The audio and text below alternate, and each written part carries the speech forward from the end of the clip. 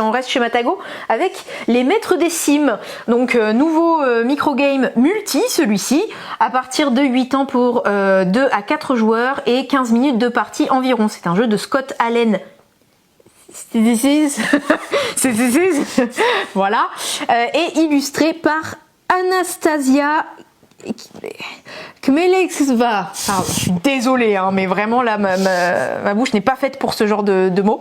Qu'est-ce que c'est comme jeu? C'est un jeu de gestion de main et de combo de cartes, on va dire. On va... alors le pitch, c'est que on va jouer les énergies et la royauté des oiseaux dans le ciel, qui a la majorité dans le ciel en gros.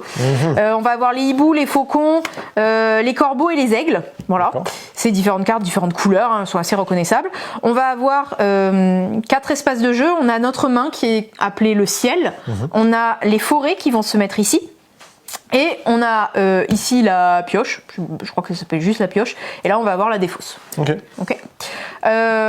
On va à notre tour avoir le choix entre 3 actions, soit piocher la première carte de la pioche, soit s'il y avait une défausse, piocher la défausse.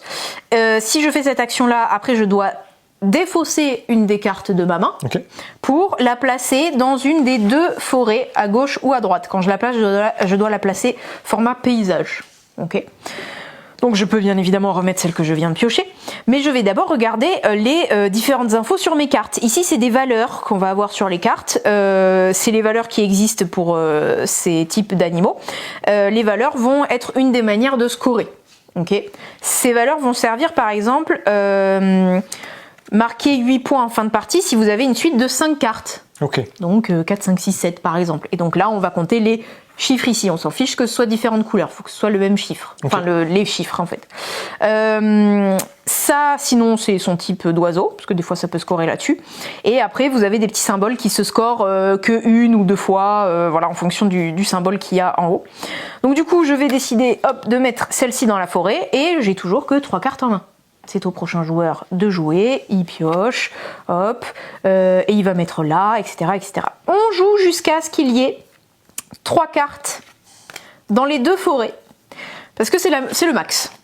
Voilà, je joue, et à un moment, si c'était à mon tour et que j'ai pas envie de celle-là, j'avais envie de les mettre dans cette forêt, j'ai pas le choix, je dois la mettre forcément là. Maintenant, les forêts sont pleines. Vous dites c'est la fin de la partie. Non, parce que il est possible de verrouiller une carte. Verrouiller, c'est pencher une carte comme ça dans une des forêts, et ça veut dire que personne ne peut aller choper une carte ici, parce que quand vous échangez, vous pouvez aussi échanger avec une carte d'une forêt. Vous saviez, piocher, échanger, ou avec la défausse. Eh bien, une fois que c'est verrouillé, les autres pourront plus prendre ces cartes. Voilà. Une fois que toutes les cartes des 2 forêts sont verrouillées, là, c'est la fin de la partie et on va scorer.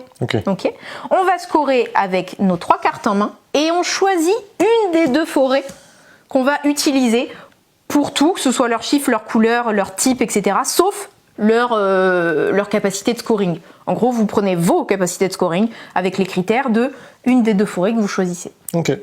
Voilà, vous avez tout le jeu. C'est beaucoup de contrôle et de timing, parce que les autres vont remplir la forêt. Peut-être que vous vous basiez grave sur cette forêt-là, que vous étiez en train de remplir avec beaucoup de soin pour faire vos petits combos de cartes. Là, d'un coup, un gars met dans la forêt un truc qui vous arrange pas du tout pour votre combo. C'est trop tard, c'était la 3e. Voilà. Bon, après, c'est encore échangeable parce qu'elle est pas verrouillée, mais bon, au moment où elle sera verrouillée, voilà, vous avez plus le choix. Voilà, c'est assez minimaliste, mais c'est bien casse-tête. Voilà.